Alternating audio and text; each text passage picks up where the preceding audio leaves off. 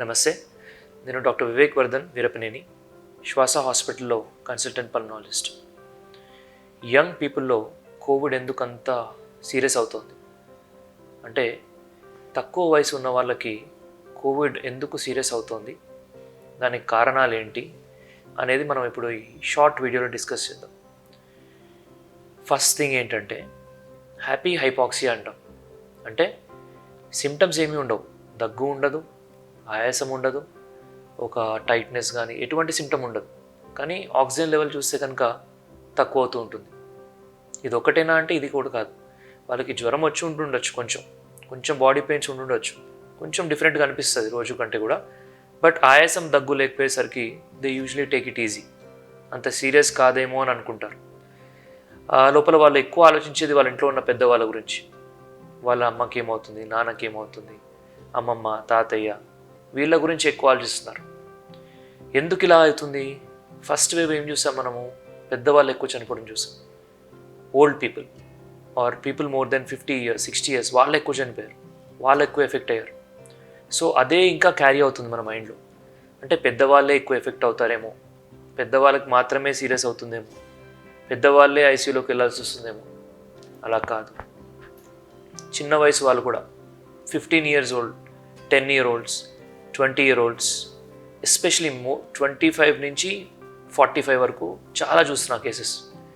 First wave ఇలా చూడలా, నేనే కాదు నా కొలీగ్స్ అందరూ కూడా ఇదే చెప్తున్నారు. ఇండియా మొత్తం ఇదే చూస్తుంది. యంగ్ పీపుల్ ఎక్కువ ఎఫెక్ట్ అవుతున్నారు, వాళ్ళు ఎక్కువ అడ్మిట్ అవుతున్నారు. ఎప్పుడు? కొంచెం లేట్గా. దానివల్ల ఏమవుతుంది? దానివల్ల ఎక్కువ ఐసీయూ అడ్మిషన్స్ వాళ్ళకే ఉంటున్నాయి, ఎక్కువ డెత్స్ కూడా తక్కువ ఏజ్ వాళ్ళు అవుతున్నారు. చాలా బాధగా ఉంటుంది, రోజు చూస్తుంటాము. But very young person, but suffering with so much breathing difficulty. ఉండుంటాయి ఈ సిమ్టమ్స్, ఉండుంటాయి ముందు నుంచే, కొంచెం నెగ్లెక్ట్ చేసి ఉంటారు. ఎందుకు? ఊరికే ప్రతిసారి మనం చెక్ చేసుకోం కదా పల్స్ ఆక్సిమీటర్ అందరం. యంగ్గా ఉన్నప్పుడు when you don't have breathing problem, when you don't have cough, మనకేం లేదేమో అనుకుంటాం, మైల్డ్ ఇల్నెస్ అనుకుంటాం మనం. సో దీనికి సొల్యూషన్ ఏంటి అంటే, keep checking your saturation once you are detected covid positive. ఒకసారి కోవిడ్ పాజిటివ్ వచ్చిన తర్వాత కేర్ఫుల్గా ఉండండి, ఆక్సిజన్ లెవెల్స్ చూసుకుంటూ ఉండండి. Because you can have happy hypoxia or silent hypoxia. So ఇదొకటి. దీని తర్వాత ఈ జ్వరం వచ్చినా, దాంతో ఒళ్ళు నొప్పులు వచ్చినా, కోవిడ్ నెగిటివ్ వస్తుంది. టెస్ట్ నెగిటివ్ వచ్చి ఉంటుంది, కానీ జ్వరము, ఒళ్ళు నొప్పులు, వేరే కోవిడ్ సిమ్టమ్స్ ఉంటుంటాయి. కానీ నాకు నెగిటివ్ వచ్చింది అని you will go on for your regular works. అన్ని పనులకు వెళ్తుంటాం, అన్నీ మనమే చేస్తుంటాం. దానివల్ల ఇంకా ఇంకా ఇంకా ఎక్కువ ఎఫెక్ట్ అవుతాయి లంగ్స్. పర్సన్ బాగానే ఉంటాడు, సాచురేషన్ తగ్గుతుంది. సిటీ స్కాన్ చూస్తేనేమో మోడరేట్ కానీ సివియర్గానే ఉంటుంది. మైల్డ్ కొంచెం తొందర చూపించుకుంటే, లేదంటే డెఫినెట్గా మోడరేట్ సివియర్ అవుతుంది. సో దీన్ని మనం ఆపాలి. అంటే ఇది ఆగాలి అంటే మనం ఇంకొంచెం కాషియస్గా ఉండాలి. So first thing, you always monitor your saturation once you detected covid positive or covid negative with symptoms or someone in your family got affected with covid. ప్రతి 10 నిమిషాలు చూసుకోమని కాదు, రోజు ఒక 4-5 times మానిటర్ చేసుకోండి.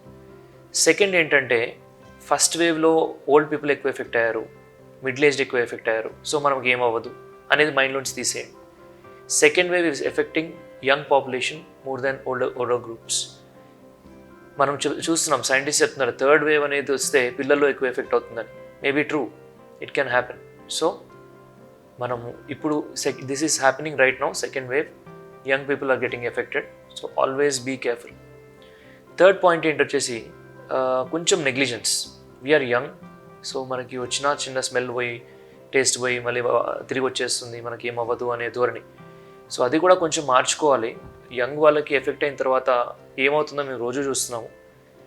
ఇంకా పెద్ద సెంటర్స్లో విత్ ఐసీయూ కేర్ వాళ్ళు ఇంకా ఎక్కువ చూస్తూ ఉంటుంటారు. అంటే చాలామంది ఐసీయూకి వెళ్ళాల్సి వస్తుంది. అంటే ఒకలాంటి సందిగ్ధంలో పడుతున్నారు డాక్టర్స్. ఇద్దరు ఉంటారు పేషెంట్స్, ఒకళ్ళు 30 సంవత్సరాల వాడు, ఇంకొకడు 60-70 సంవత్సరాల వాడు. ఇద్దరికి ఆయాసం ఉంటుంది, ఐసీయూలో ఒక బెడ్డే ఉంటుంది, ఎవరిని తీసుకోవాలి? ఇలాంటి సిచ్యువేషన్ కూడా వస్తుంది. ఎందుకు అంటే యంగ్ వాళ్ళు ఎక్కువ ఎఫెక్ట్ అవుతున్నారు కాబట్టి.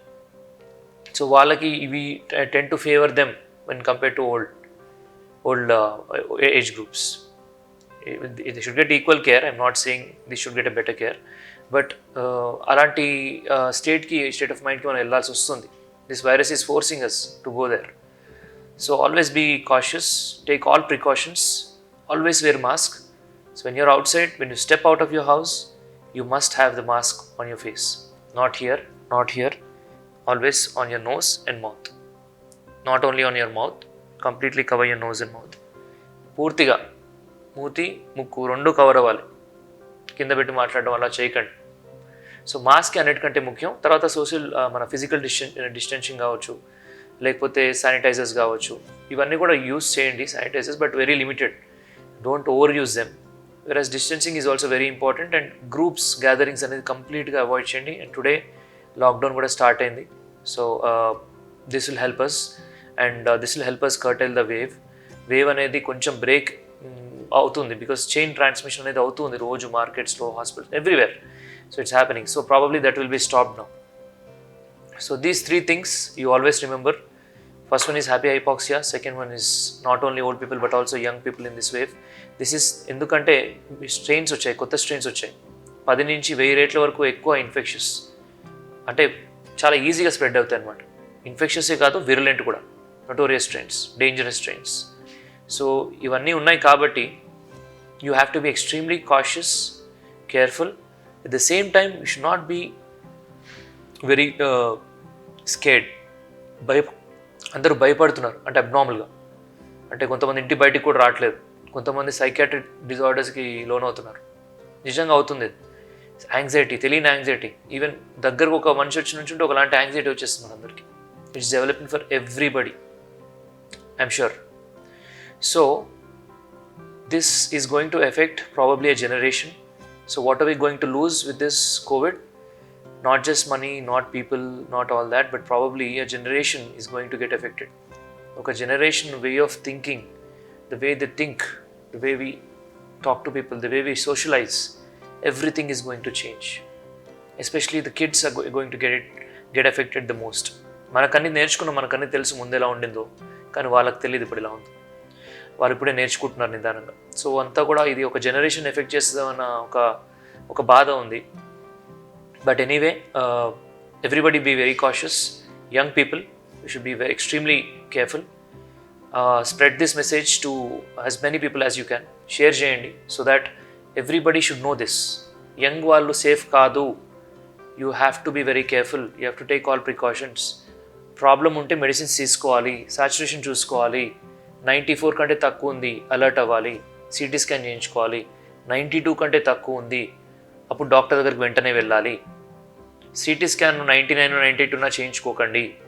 తక్కువ ఉంది ఆక్సిజన్, దగ్గు ఉంది, ఆయాసం ఉంది, హై ఫీవర్ ఉంది, అప్పుడు చేయించుకోండి CT స్కాన్. మరీ ముందు CT స్కాన్ చేయించుకున్నా మనం జబ్బును పట్టుకోలేం. మరీ లేట్గా చేయించుకుంటేనేమో ICUకి వెళ్ళాల్సి వస్తుంది. సో టైమింగ్ ఉంది. less than 94% or severe cough and breathlessness, and less than 92, 90 అయితే కనుక definitely needs admission.